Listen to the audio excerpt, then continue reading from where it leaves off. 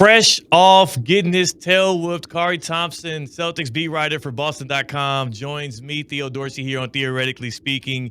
If you don't know what I'm talking about, it was a practice for the Boston Celtics in the midst of the NBA preseason. We're a week out from tip-off.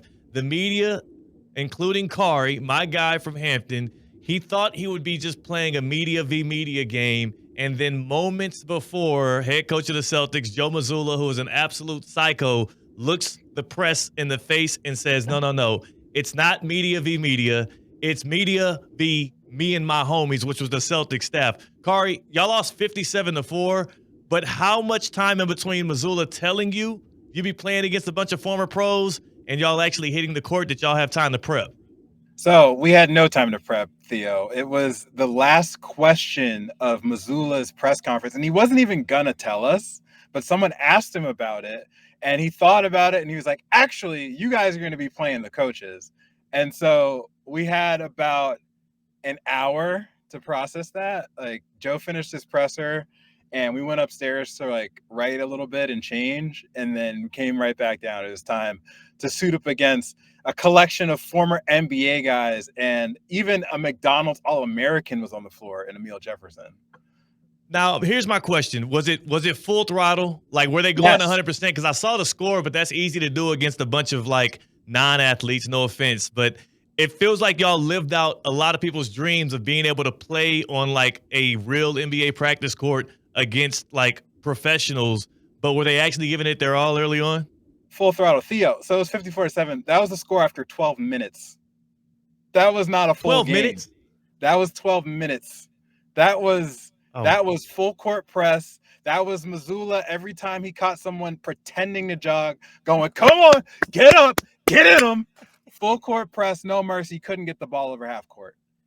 And I'm no help because I'm a big, right? So, like, I'm a post player. I cannot help these guys try to break a press against God Shamgod Jr. and Joe Mazzulla and Emile Jefferson. Like, we needed guards out there. Now, here's my thing. I don't know if I leave this more impressed with how maniacal Mazzulla and them are because they are competitors and they wanted to beat y'all into a pulp because they know you're going to be asking silly-ass questions all year and they're going to use that moment against y'all. Or do I look at them and say, y'all are cowards for beating down on some dudes you couldn't hang with? They should have, at least one or two of them should have had the heart to say, I'm going to play on the media team and get the win, like what Jimmy Butler did when he was with the Timberwolves. Well, if you're going to call anyone out, call out Brian Scalabrine and call it Eddie House. I mean, those guys are legitimate Boston media members. They didn't show. They left us hanging. Wait, did they not show for the actual practice because they knew the game would be that day? Or do you think they didn't show because they knew it was going to be a bait and switch? Because I didn't think about that. Y'all actually do have some former pros that are within the confines. That's supposed to be the benefit of it in case something like that comes up. I have no idea why those guys weren't there. I just know that they left us hanging, and they work for NBC Sports Boston. So they get these media checks. But when it's time to play a media basketball game, neither one of them showed. Khari Thompson joining me, Theo Dorsey, here on Theoretically Speaking on ESPN 106.3. You and I were teammates in intramural basketball back in college when we were journalists for the Hampton Script. We probably would have stood a better chance against the Hampton basketball staff. But when I looked up and down that Celtics staff, they got one of the youngest staffs. Joe Mazzulla, I believe, is still the youngest coach in the NBA right now, closer to his playing days than many other guys that were former players. Like, did anything shock you about how good these guys kind of still had it? Well, I mean, I think it was just the sheer competitiveness, right? Because, like, I think more normally wired people would let us get some buckets and, like, actually be like, all right, no pressing or anything like that. Like, no, this was no mercy. This was just Joe wanted a shutout, and those dudes were mad that they gave up 4 points. One story that kind of sums this up is that so Shamgod hits a logo 3 to close it out, put them up 53 points. Mazzulla is fist pumping when that shot goes in. Mazzulla is fist pumping.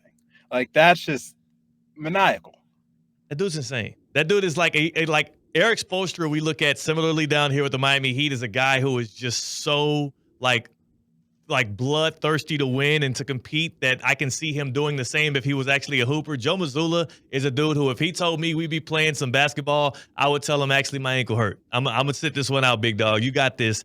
Because I heard he was hounding y'all up and down the court. Here's my question though: Jaylen Brown, who is gonna have to fill some big shoes as Jason Tatum. We don't know how soon he'll be able to come back, if at all, this year. He's gonna have to fill some big shoes. Apparently, he saw this game. Like, y'all actually let him see y'all get beat down like this? So the way the Auerbach Center is set up is that there's an overhang where media can watch, and the players have their little hangout room too. And so I'm pretty sure Joe probably was like, JT and JB, because they were both there. They were like, this is going to be light work. 12 minutes against the media. We going to bust them real quick, and y'all are going to watch. It's going to be hilarious. These are the people that's asking you a question. Watch what happens. And so JB, after the game, gets up and he yells down from the players section, anybody want to do media now? And, and it's 57-4, dog. It's 57-4. So, Khari, I'm curious for you, man. After something like that, which is kind of like a moment of a lifetime, it's a lot of people's dream to be able to actually be on that kind of a floor and play that level of basketball. I'm curious, does this help y'all? Does this validate the Boston media to the coaching staff, or did y'all make a big fool of yourselves as you're going to be licking your wounds all season long? Because when you know he's going to bring this back up. Yeah, Joe's definitely going to bring it up, but also, it was also relationship building, because I don't think this game happens if you don't have the relationship. And so I think it was actually an effort for Joe to help build the relationship between the media. He's actually been pretty decent at that. But yeah, we're not going to hear the end of it. But you know what, Theo? I got some bragging rights because I had half our points. Talk to me about that, because I saw the putback bucket you got. I think more interestingly enough, or more interesting than the fact that you got a layup, is you set that up by setting a screen on Joe Mazzulla that you said worked out. Walk me through the play where you set a, I hope it was a hard screen on Joe that knocked him off his block before you went and got the layup.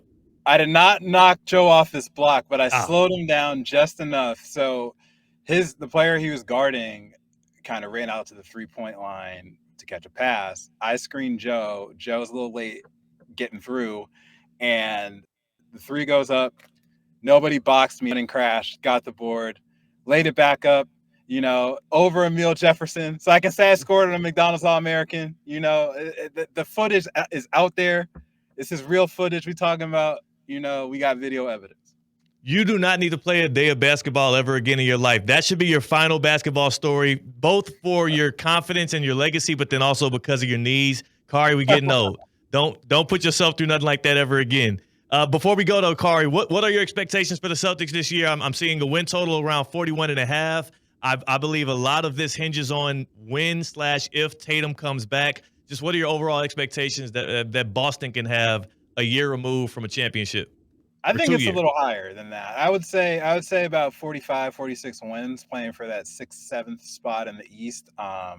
That's my realistic take on it. I think that the core of D. White and Jaylen Brown and Pritchard and the addition of Anthony Simons, we'll see if Anthony can play any D, but he's going to fit in nicely in that Mazzulla ball system. So I think that the Celtics will be fine. They'll be a playoff team. If they can drop 47 points in the first quarter, they won't need to play any D. Just they're going to have to be playing guys more like you and less like, like the Miami Heat and whatnot. But Khari, appreciate you pulling up. Thank you to all the Hamptonians out there, to all the journalists out there who you put on for by actually getting a bucket in that game. And that's what we're always going to remember you by. Salute, man. Shout out to Hampton. I did it for the home by the sea.